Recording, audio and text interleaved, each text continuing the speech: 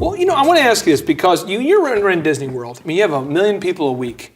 Some people are getting sick at the park every day. Someone rides a ride, they throw up. People don't get sick at Disney. Okay. No, I'm okay. people aren't feeling good. There's emergencies every day. There's employees going through divorce.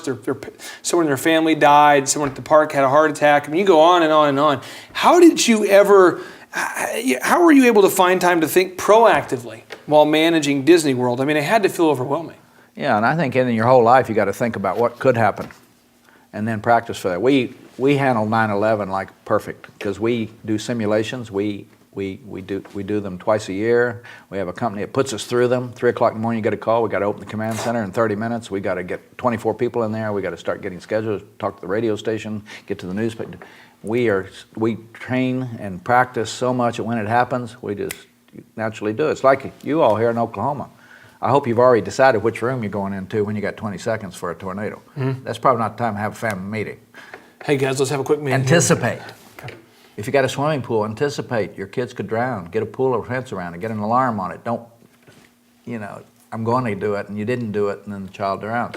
Anticipation's huge. If you got teenage kids, anticipate what can happen. Have those discussions with them before it happens. Anticipation's a huge time saver. Anticipation is a huge time saver. Anticipating what can happen and then making the right steps to make sure it doesn't happen. Now, I want to ask you, I want you to unleash kind of a truth cannon here. It might be uncomfortable, but in what areas are most business people? I mean, you speak all over the world, in all different countries. I mean, you spoke in Kuwait, I think. You've spoken in Italy. You're all over the place.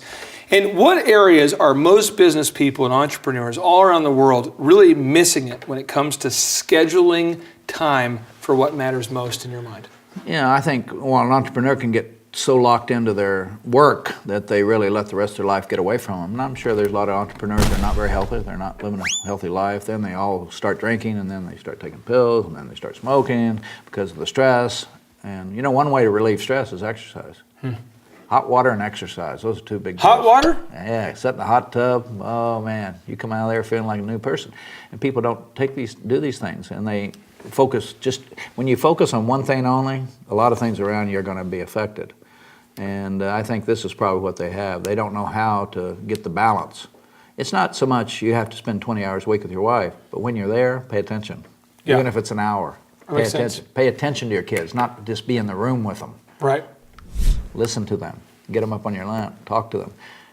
Kids don't care if you spend 6 hours with them a day or 2 hours or 5 hours. It's like, are you focused on them? Do they know that it's safe to come to you and talk to you, and that you appreciate them, and you show that when you walk in the door? And well, you write here in your book, you say that most people are not getting the total value out of their technology devices.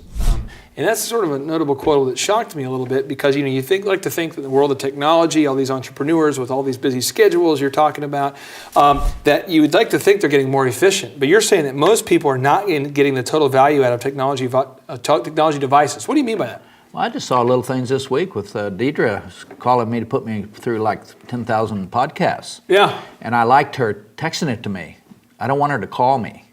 Because first of all, I can read her text and put it in my planner, but also, if we get on the phone, we'll spend another 3 or 4 minutes, blah, blah, blah. And just a clarity for tell me the time and date you want me. That's all I need to know from you. Just quick clarity for all the Thrivers watching. Deidre is one of our publicists at Thrive, and she's been scheduling some podcasts with you. There's a lot of shows that want to interview you about a lot of entrepreneurs, myself included. You go, we manage a staff of 50 at our peak. I've managed a staff of close to 100 different people, and you're managing 43,000 people. And so a lot of people want to know, how in the world could you do that? And so Deidre's been scheduling these, our publicist, and she texts you, and you like the fact that it's very effective. Just boom, boom. It's right there. And really, when you think about it, you got from 6 in the morning till 5 or 6 at night, and if you can't find 15 minutes to do a podcast, or 30 minutes, live right in there. It'll fit right in there. Bam. I can fit right in there when I'm driving home in the car. I can pull over, have that conversation, do it.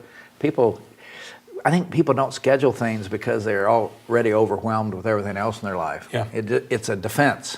They only have 2 things in their calendar today, but they're like, I can't do it anymore. I can't do it anymore. Because they have too many fires breaking out.